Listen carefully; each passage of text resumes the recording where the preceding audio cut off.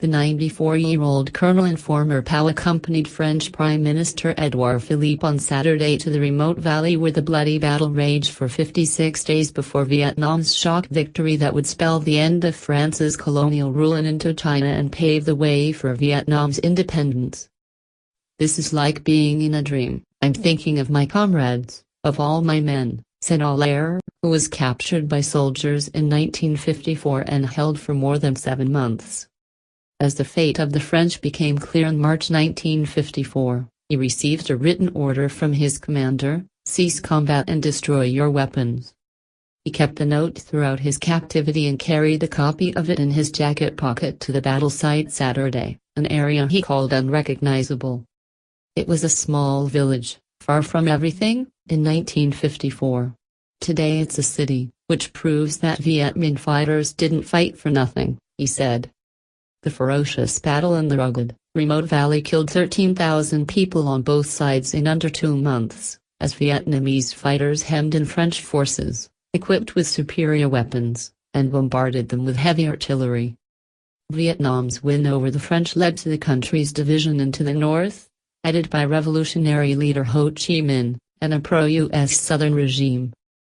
That set the stage for 2 decades of war which would end with unification and America's defeat in the Vietnam War in 1975. Today France is one of Vietnam's most important allies, with soaring trade worth $7.6 billion and cozying military alliances. Philippe, who is in Vietnam for a 3-day visit until Sunday, is the second senior French leader to visit Dien Bien Phu after President François Mitterrand in 1993. It is difficult to imagine that for several months this was the site of intense fighting rarely seen, Philippe said, after touring France's former underground command center and lighting incense at a memorial plaque. "For those who lived through those moments, I know the emotion is very intense, and once again the message that I want to convey here is a message of admiration, of respect and of pride," he said. "No more hatred." Ahead of the visit, several Vietnamese veterans recalled the fight-to-the-death spirit that carried them to victory, despite the odds they faced. Quang Bao was barely 20 years old when he trekked hundreds of miles, to the site, facing off with the French full of hate and ready to die for his country's independence. But today, retired Colonel Bao was happy to call his former foe a friend. "We have no hatred toward the French anymore," the 85-year-old told AFP in Hanoi, wearing his dark green military uniform decorated with medals.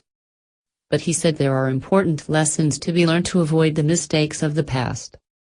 "The French didn't learn our history well, so they lost. Vietnam is different from other countries. We are not willing to surrender," he said. Facing the French in battle was complicated for some fighters like Bao, whose lives were closely intertwined with their colonial rulers, sometimes going to school or working alongside them. But driven by patriotism and a fierce thirst for independence, many Vietnamese took up the struggle fortified by bitter memories of invasion by the Chinese, Japanese, and French. They were also buoyed by slogans that urged everyone to pitch into the war effort. One slogan was, "We would rather die than be Slavs again," and, "We will sacrifice everything for independence and freedom," said Tran Quoc Han, an 83-year-old former colonel. The battle for Dien Bien Phu is still bittersweet for many who wear the victory as a badge of honor, but lament the steep death toll. "We lost so many comrades," said Nguyen Tran Viet, an 87-year-old former army medic. "We should live peacefully now, never let war happen again," he said. Story updated at 8 a.m. Sunday. The video is sponsored by cntronic.com.